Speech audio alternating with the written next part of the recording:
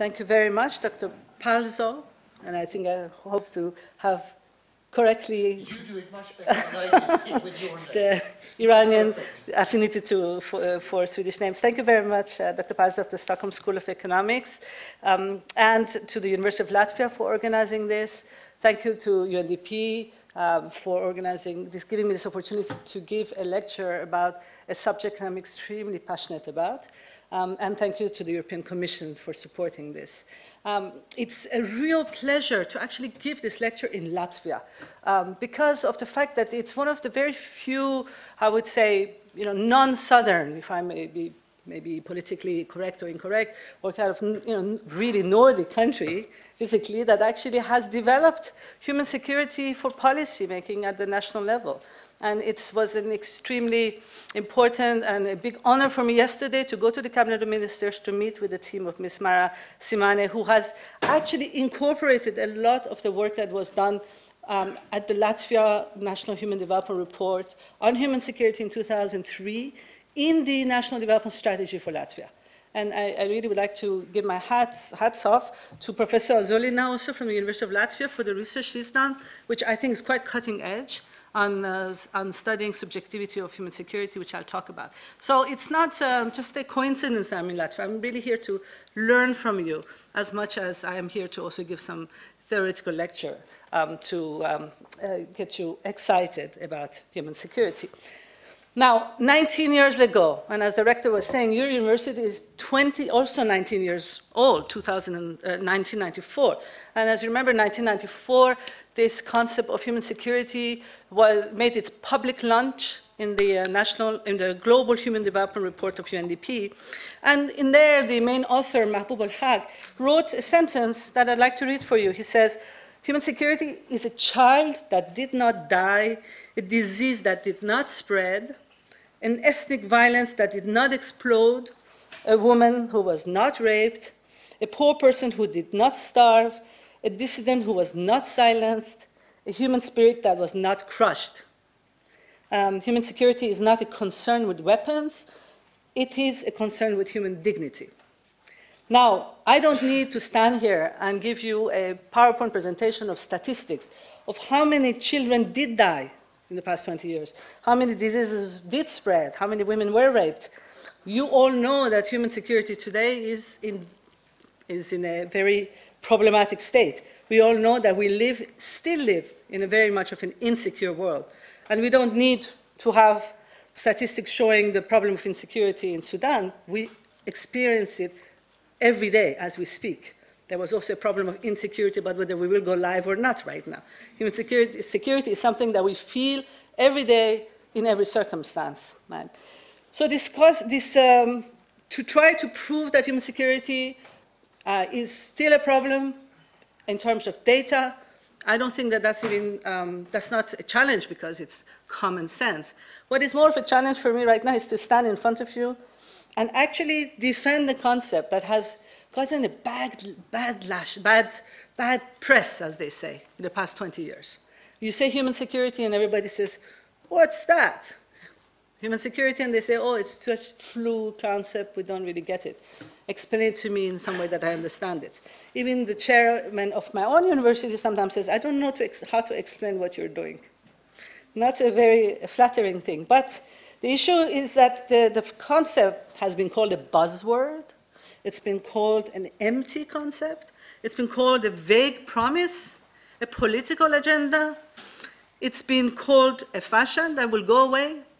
But ladies and gentlemen, it's been 20 years and it's not going away.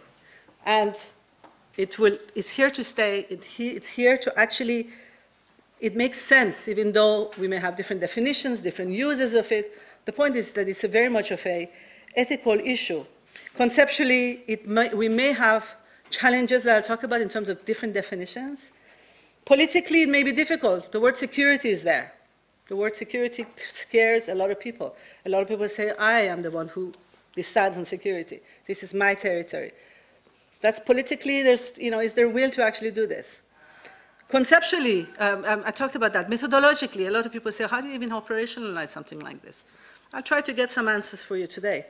But I would like to still be the last person standing here in front of you to still say this is a very noble concept. It's a very important concept.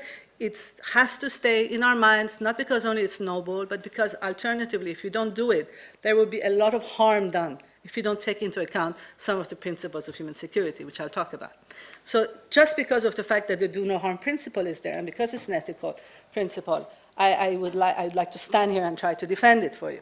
And I also do it in the spirit of the person whose name actually is actually here, who's in the spirit of which we have this conference, this talk organized, the Polish writer, Mr. Kapuscinski. Some of you have read his books. You may have been struck by the humanism with which he actually describes African problem after decolonization. The man was a big humanist, if you can say that.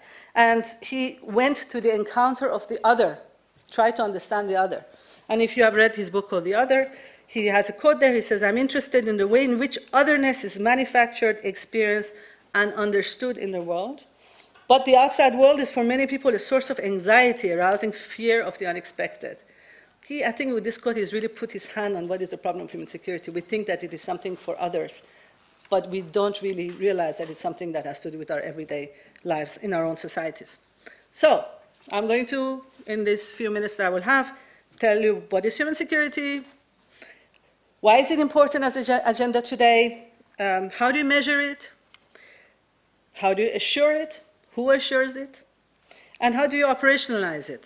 We'll get to a little bit of the technicalities as well. Now, what is this human security? There's a joke going in the field. It says, human security is in the eye of the beholder, which means everybody has a different definition of human security. Well, my answer is yes, true, because we are all people who are concerned about human security. There's a lot of interest in actually to have one definition, which the whole world agrees to. We are not necessarily, we are moving towards one step forward, one step back, etc., on this agreed definition. Although there has been a resolution by the General Assembly in October, but I would still say that it is still a concept that is very much, it means quite a lot to each different community. It means different things to different communities.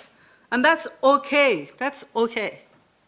So, to a philosopher who is a humanist, this is what I would consider myself a humanist, not necessarily a big philosopher, but I would say that it's about the triumph of humanism, the supremacy of the human being over other things like institutions and state and market and democracy and everything else. Basically, those who think that human security, for a philosopher, it means that it is about the ultimate goal to which we are supposed to reach. And things like institutions, markets, and democracy, and etc. become ends, means to that end. The end is the human well-being, human dignity. It's also, from a philosophical point of view, recognizing that people have different insecurities and that these insecurities are all related to each other. I'll come back to this issue. For an ordinary person, what is human security? Go to ask somebody sitting in Sudan, Southern Sudan, what is human security? He will talk to you about the fact that, stability, shelter, food, employment. Ask somebody in Western Europe, very rich person, what is human security to you? It's making sure that they don't lose all their money in the market crashes. It's making sure the food they eat is not cancerous. That's still an insecurity issue. So basically, people have different insecurities. Right? So we cannot really generalize about this concept that it's the same thing to everybody. It's very much related to the subjective context, right, that we are talking about. And this is a very important issue, which I'll come back to. I have in my notes here, if you ask somebody what is insecurity for you, it's the fear of dying of boredom without my computer. Yes, I have experienced that fear many times in my life recently. In the policy world, this concept is not new. The whole idea of freedom from want and freedom from fear was introduced in the creation of the UN back in the 40s. But with 1994, this concept came out, made its public coming out party in the Human Development Report. And since then, the definition of freedom from fear and freedom from want has expanded to include a third leg, which is freedom from indignities. So if they ask you technically what that means, it's freedom from fear, freedom from want, and freedom from indignities. You recognize in that three things, you, especially students, freedom from want, development, right? And I will tell you about the difference between that part, that development, and then the freedom from one type of development. Freedom from fear, you recognize security, the field of security. And freedom from indignities, you recognize human rights. So it's a concept that actually built on a kind of a triangle that takes all these three different fields and puts them together.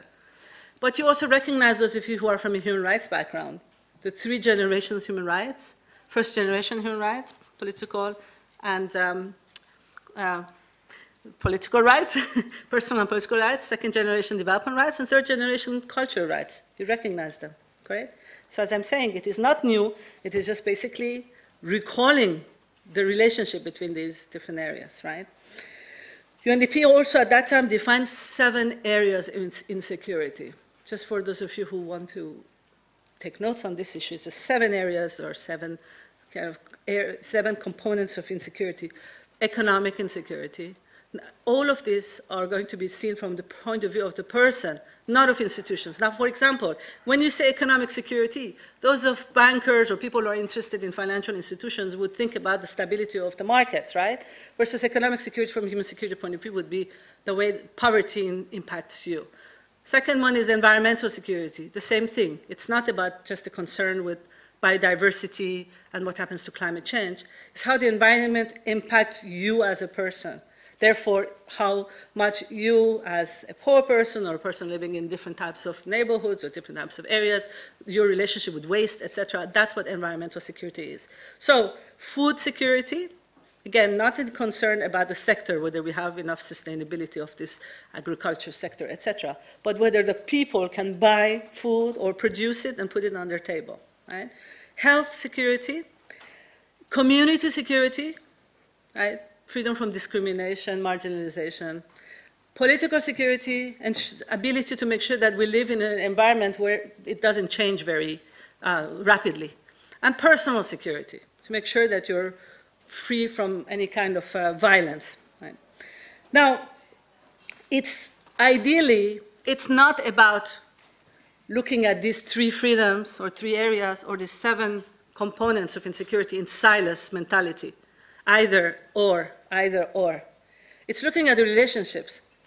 Have you ever met a person who said, my only problem is economic security? In all honesty, have you ever met anyone like that? But then when you have, development agencies who go out there and say, well, we're just going to do economic issues, and we're not interested in like other things. You see this quite a lot in sectoral programming, you see this in agency work. We're only interested in refugees, we're only interested in women, we're interested in, as if that this is just one problem that people have. If you have an economic one, it's very simple. You have an economic insecurity, you're basically insecure in the other areas as well. But if you're food insecure, you have health insecurities as well. They all go into this domino effect. And the point is that we need to think about the linkages between these things and find solutions that are integrated, and not to think about this very silos way of thinking, right? So, the 3, besides the fact that human security picked up these 3 communities together, each of the communities became interested in human security in its own right. Now, what I'm talking about is this. The security community, right? People who study national defense, people who design national security, etc. When they start thinking about human security, basically they're thinking about 2 things, what they call broadening, security and deepening it, which means looking at security not just of the state, but of people as well, and looking at non-traditional threats to the state and to people. You follow that, right? So conceptually, basically, to the question of security, human security brings this added dimension of focus on people. Now, in the field, we have seen quite a lot of people from the defense community becoming interested in this concept. It has gone into some national security plans and strategies. The entire question of food security is actually an agenda that national security agendas actually do engage with. Environmental security has been discussed at the Security Council. Right? So therefore, these are issues that the Security Committee has become interested. Have you heard about Security Development Nexus? No. So basically, it means that more and more we've understood that there is a relationship between the problems of development or underdevelopment and the manifestations in terms of security. So for example, if there is insurgency going on, one has to also look at the kinds of, who are these people, what are their development behaviors, what are their problems, etc. The root causes, what we call that, of terrorism, root causes of insurgencies, which is this in the area of human rights and development, becomes part of the security agenda. So then development and security community people are working more and more together. We cannot really think of them as that much different anymore, right? So the military has been using human security. In what way? It's protection of civilians. You may be, because I think Latvia has some troops in Afghanistan. You don't have PRT, I understand. You work with the PRT of Lithuania, right? But in any case, the question about protection of civilians is now the military saying, we are also doing human security. We are delivering goods and services, and we are also protecting civilians. So in a way, human security has also come in to the security community. But again, the emphasis for security people has been to include the human being, in addition to that, the state. What about the development community? What have they learned from this concept, or what have they actually included in this, how have they integrated this concept? In two ways, right? One is sustainability or stability of the development gained. Now, let me tell you very simply. I became very interested in this subject when I was working in the former Soviet Union, these post-transition countries down below, further below, southern than in Central Asia, and the CIS countries who just after transition, people's savings were wiped out, right? As you remember that, must have happened to a lot of your families as well. Now, these kinds of policy changes that happened, this transition that happens, it wasn't a war. It was basically political and economic transition. But the impact was on everyday impact of people was quite serious, right? So these countries were developed. We cannot say that these countries were not developed. But what happened with this crisis is that this de-development happened, right? Sudden de-development. So what we had this human security crisis. Same thing happened in the Asia crisis in the 90s, 97. Same thing happened in the past few years all over Europe. Jobs are becoming more precarious, etc. So what happens is then development thinkers are thinking, how can we make sure that the development that we do is insured so that if there is a crisis, we don't lose everything? And Mahbub al-Haq said it very simply. He said, it's the ability to make sure that what we have gained today would not be lost tomorrow, right? So those of you who do development studies, you may recognize the sustainability of development, insurance of development, right? So it's not the same thing as human development. When development goes up, it gives you opportunities, capabilities. Human security insures you if there's a crisis, right? And the second thing that it brings to the development community is this question about subjectivity. It's how people feel secure as a result of this development. Development is more aggregate. We do development. We want societies to be developed. But human security allows us to really feel, are you secure as a result of my intervention? He shakes his head. Are you secure? So you have to really bring it down to the disaggregated individual level. Do you feel secure? And that is how I can judge my development, right? What about the human rights community? Well, I have to tell you, the human rights community says, what you're talking about is human rights here. And you know what? They're a bit right about it, right?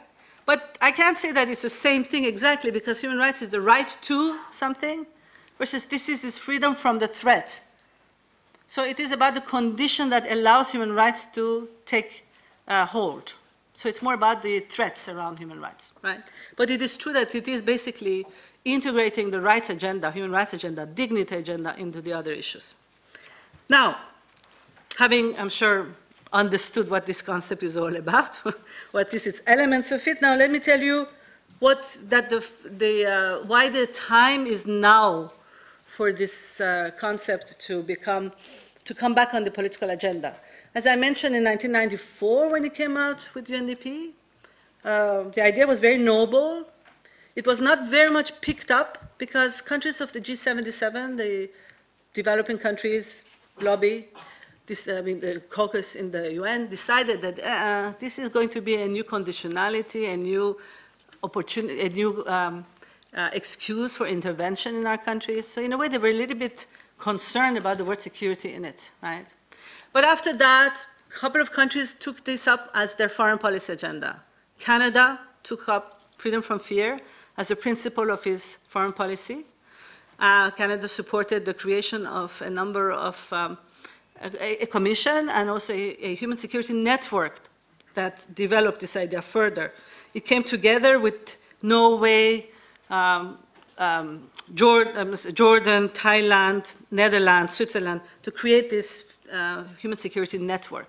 And this group together developed, supported the creation of the ICC, the creation of the landmine conventions, the Kimberley process of conflict-free diamonds, etc. So, but last week, these countries that created the Human Security Network came together in Lausanne. This is the place in northern Norway, in Bergen, where they actually signed this treaty 15 years ago. And they're now thinking about a new humanitarian agenda. What should these countries, like-minded countries, do in the next 10, 15 years around the idea of human security? So what is the new humanitarian agenda for like-minded countries? At the same time, a commission on human security was created by Japan's support, with Japan's support, that had Amartya Sen and Mrs. Ogata on it.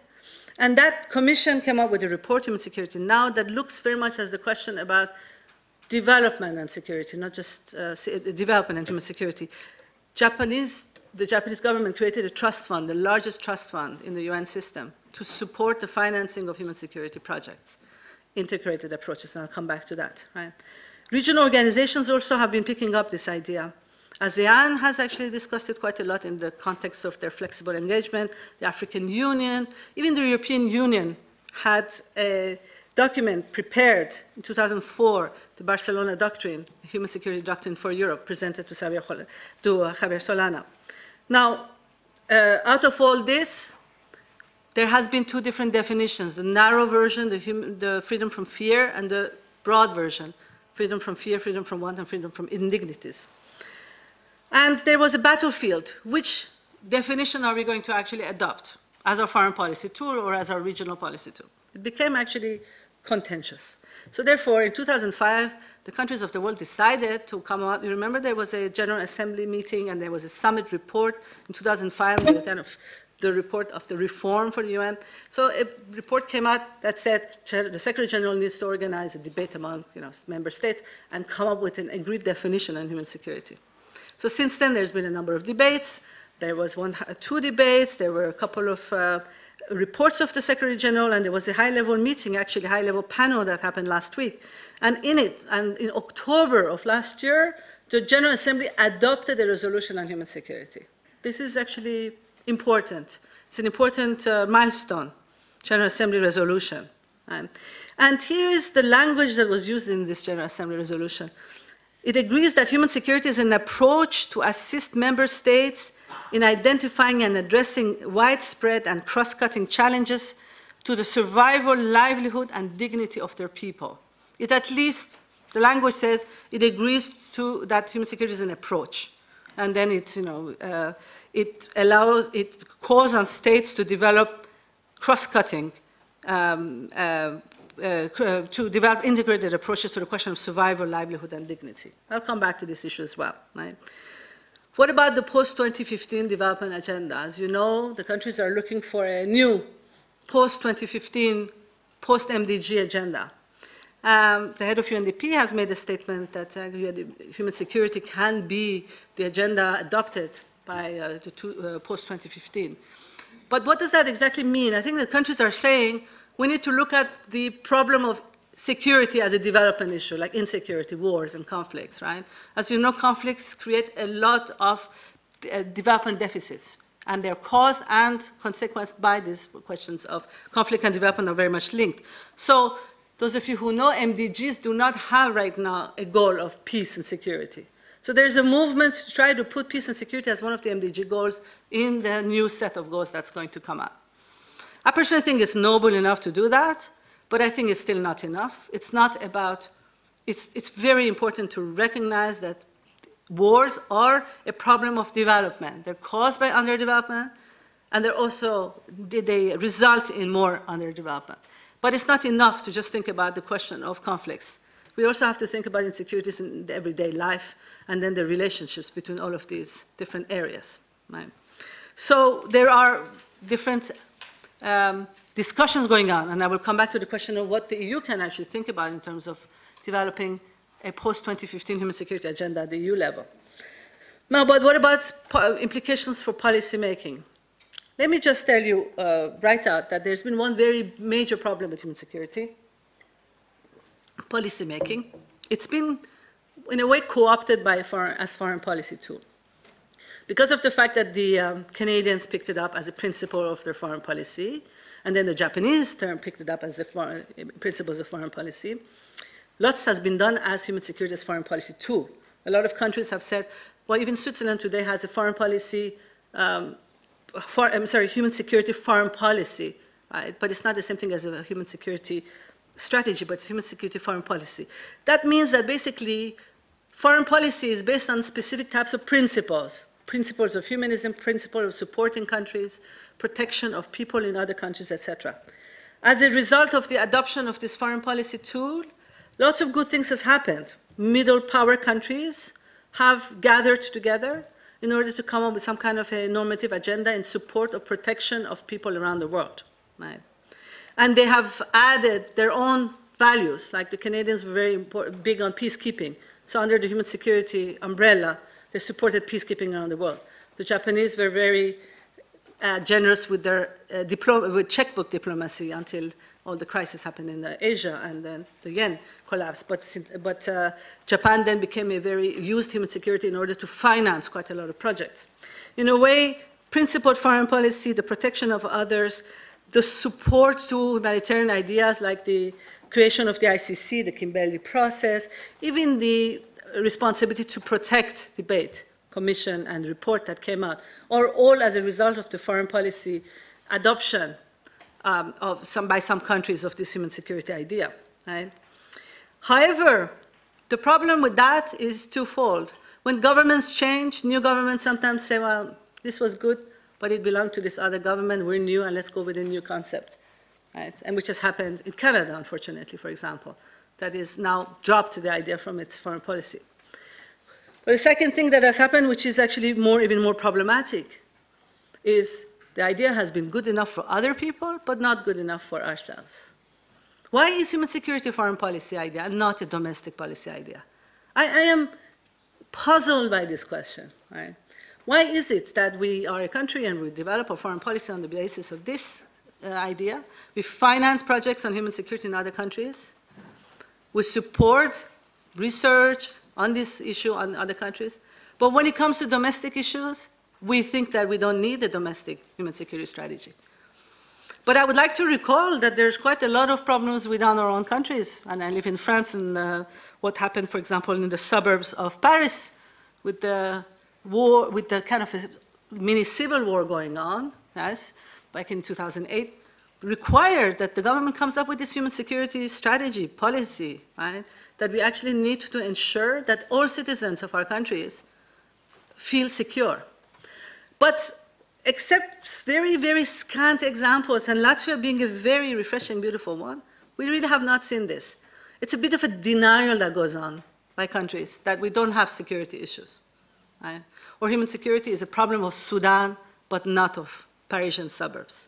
And I would like to have this new generation push for actually domestic human security policies, an extremely important matter.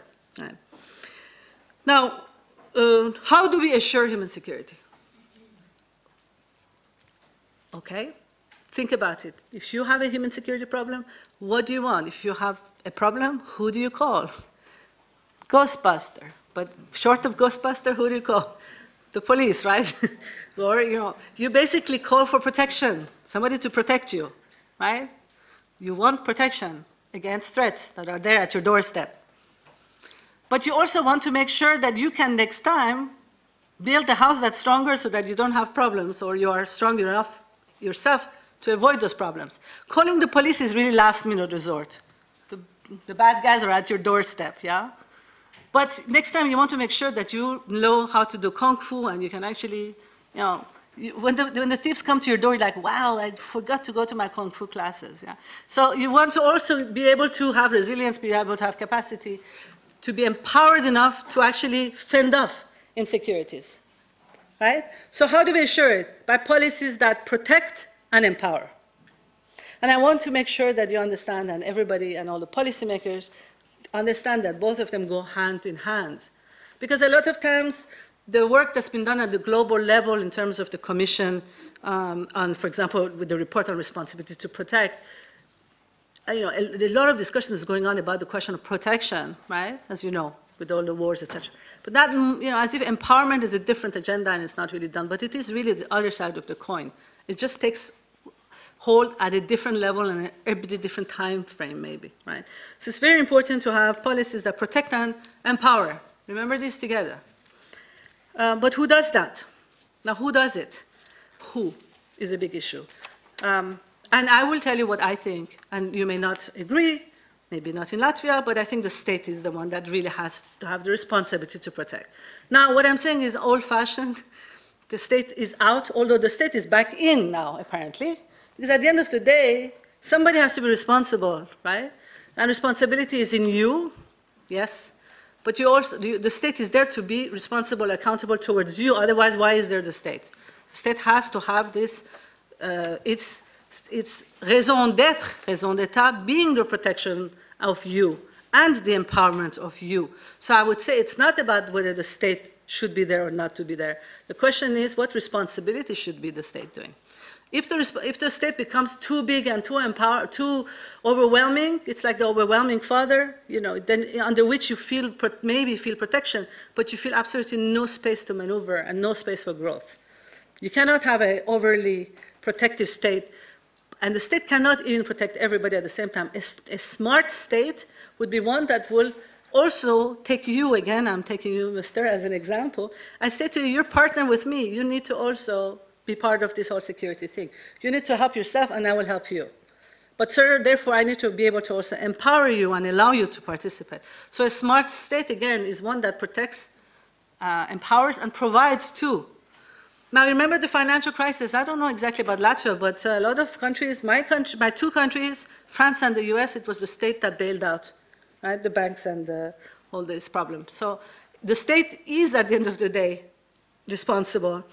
But we hope that it's not just there for bailing out, but it actually develops policies that gives people resilience to make sure that they avoid problems themselves. Right? So the state making a comeback, but not a state that actually doesn't allow for citizen participation. Right? So communities and people are extremely responsible as well. It goes without saying. Right? How much that responsibility falls at the global level, I mean, the global is great, but it's quite far from the individual. So there are some steps to get down to the global. Responsibility kind of goes up like that. So, you're responsible for yourself at the end of the day, but you need to have the community and your state to support you. And then when the state is unable or unwilling to protect, there are other institutions that have to do that, and the state has to abide by some kind of laws. But it's very important to actually have a kind of a partnership and a dialogue with the state, that the state feels responsibility and accountability at the end of the day, to protect and empower. Now, let me give you four, human security programming, principle-based programming. It's not rocket science, right? A lot of people said, well, how do you operationalize this thing? It's not really rocket science in terms of how do you actually develop human security policies. But those of you who like recipes, well, we have developed this, for example, 4 principles. And these 4 principles of programming or policy making from a human security perspective were mentioned in the General Assembly resolution, in the Secretary General's report. They've been developed as a manual also in the Human Security Unit. So, I will just explain them, but I will explain the logic behind each of them. And again, what is, first of all, principle-based programming is like, if you're actually going to do a policy on this issue, you need to include, your policy needs to abide by these principles. Otherwise, it cannot call itself that type of a policy, right? You cannot call yourself an environmental policy if you don't take care of these types of environmental issues. Now, what are these 4 principles that would make a policy, human security policy? And I will tell you one by one, and then I'll explain to you the logic of it. The first one is people-centeredness. Duh, right? Of course. But this duh is not that much of a duh, because how many policies do we see that in the name of people are really about institutions? As if the institution is the end, as if the state is the end goal. Versus, as I said, the institution and the state and the market and democracy and everything else are means. So the end is people, right? Hence, it's extremely important that we go directly to the people. We don't forget this end goal. Remember the financial crisis? How many people were concerned about banks failing? How many policies were out there to do that? But how many people were concerned about people whose money in those banks who were being wiped out? Yeah? So in a way, the kind of policies to ensure economic security in crisis situations has to be about the people in there. Right? So it's very important that because economic security and all of these things don't necessarily trickle down to the people. Now, how many times we make decisions for sending troops here and there or keeping troops because we are concerned about the safety of our troops and not necessarily the safety of the people who we are supposed to be protecting. Now, what does it require?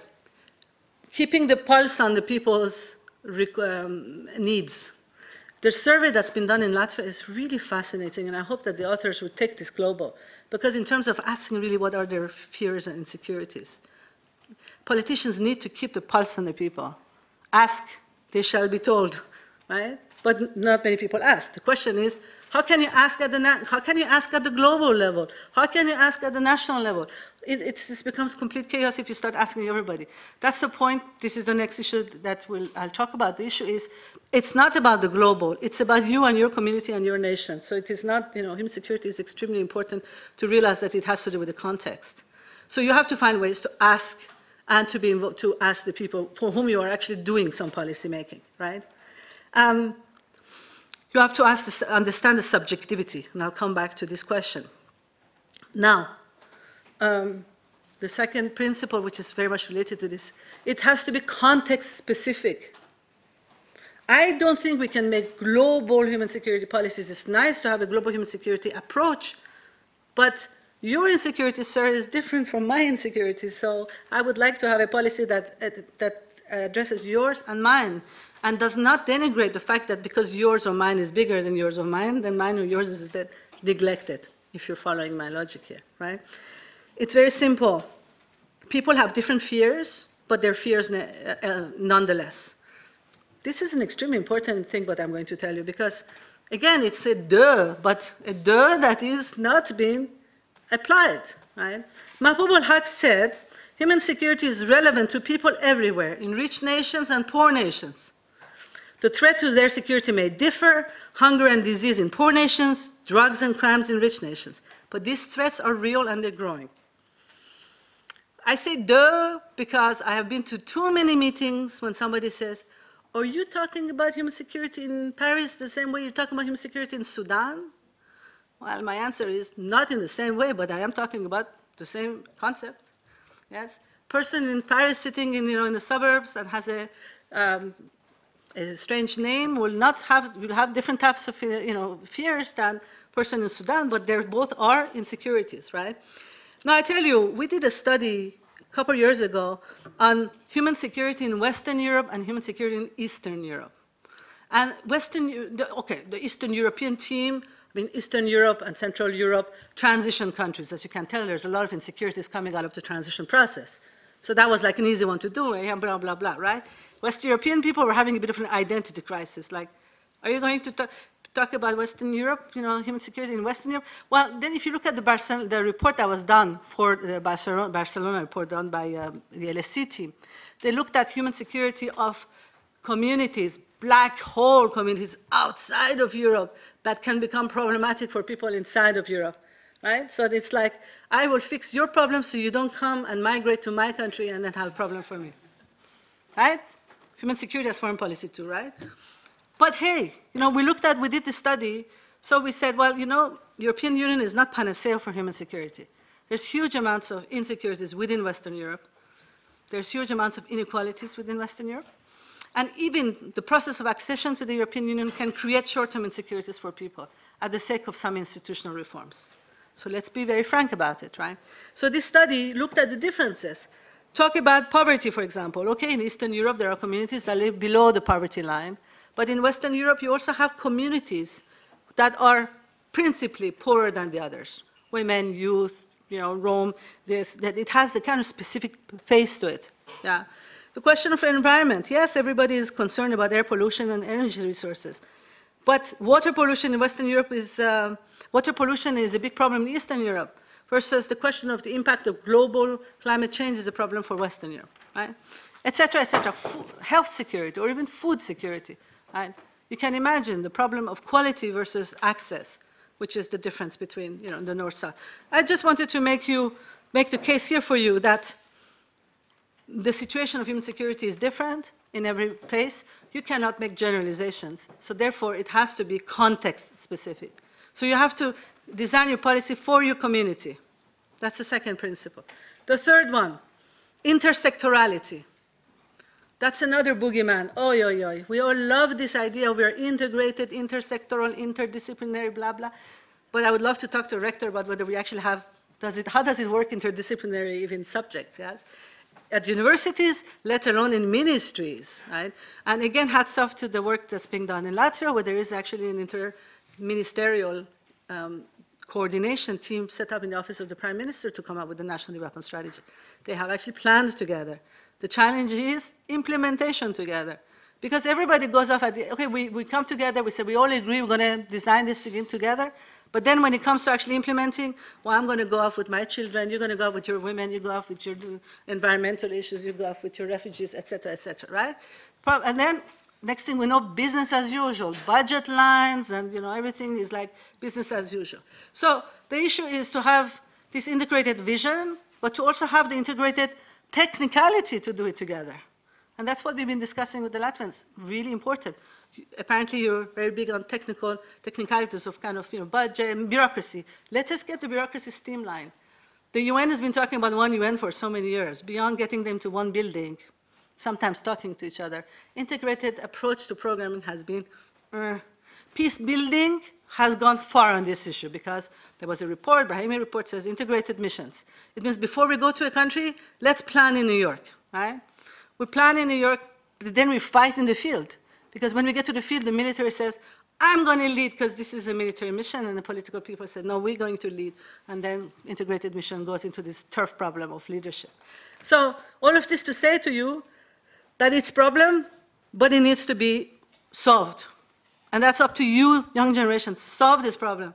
Don't go excuse after excuse that, you know, we can't do it. We have to do it. Because why? Because if you don't do it, there will be negative externalities. In a way that you do one thing will have bad repercussions in another area. Perhaps I have to explain my potato story on this one. That would bring it down to your, you know, a few years ago in a specific country we shall not name because apparently we are alive globally. The UN asked me to design a project on microcredits for widowed women, right?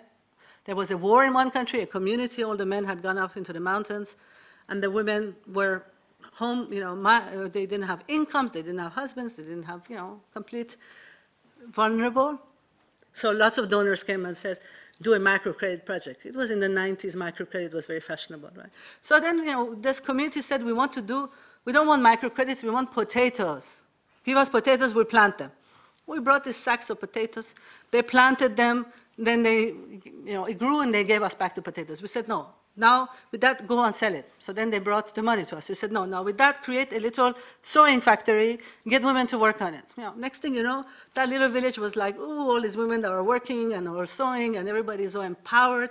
And then one day I get the head of the project running to my apartment, crying, because what happened? The men came down from the village, from the mountain with their guns, and they beat up our women, right? And We forgot to teach them about Kung Fu. We did economic security, but we didn't do personal security, right? And we neglected their main threat, which was the men with the guns in the mountains without a job, feeling indignified because they had been forgotten. So this shows you what?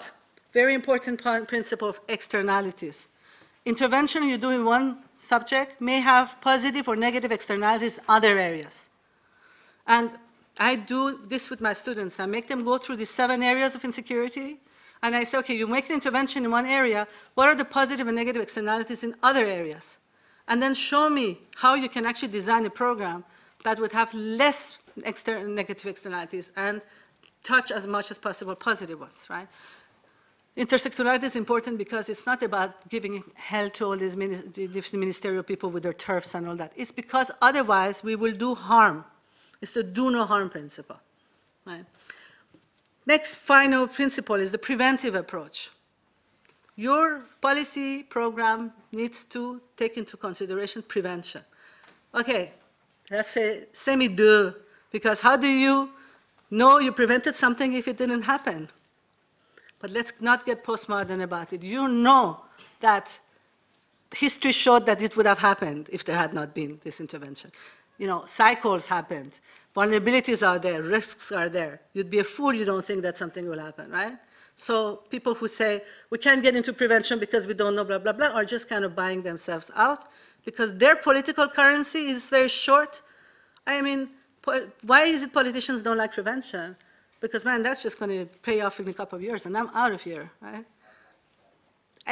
The problem is your political currency, your timing, your money is short. My problems are long-term. If you don't do something that is preventable, I'm going to be back in square one again and again and again and again. Potato, potato, potato, right? If you don't put this Kung Fu class in it. So, very important. In this question about this prevention, today is being discussed, for example, in the concept of root cause analysis. If there is a conflict, I mean, terrorism is a very peculiar issue because terrorism has a political agenda, right? But violence sometimes is caused by lack of development, right? So therefore, if you do a root cause analysis, you will then get into this question of prevention. Very much better. You have heard about the responsibility to protect agenda. I won't spend too much time about this now, but I will have to tell you that today we are all crying about Syria, but we have missed many opportunities to prevent this through diplomacy at every step, year in, year out, right? So it's always, today is always too late for something we could have done before. There's always an opportunity to prevent the problem we'll have tomorrow. Hence, we really need to work on prevention and find ways to actually really do it and not find excuses not to do that. So let me have one section before I finish about measurement. How do you measure this? Because a lot of people say, well, how do you actually measure this thing, right? My answer is, you should measure it, but you should not aggregate it. Now, you know the Human Development Index, right? Latvian, yes, you know the Human Development. It's a composite indicator. So a lot of people have been trying to develop a human security index.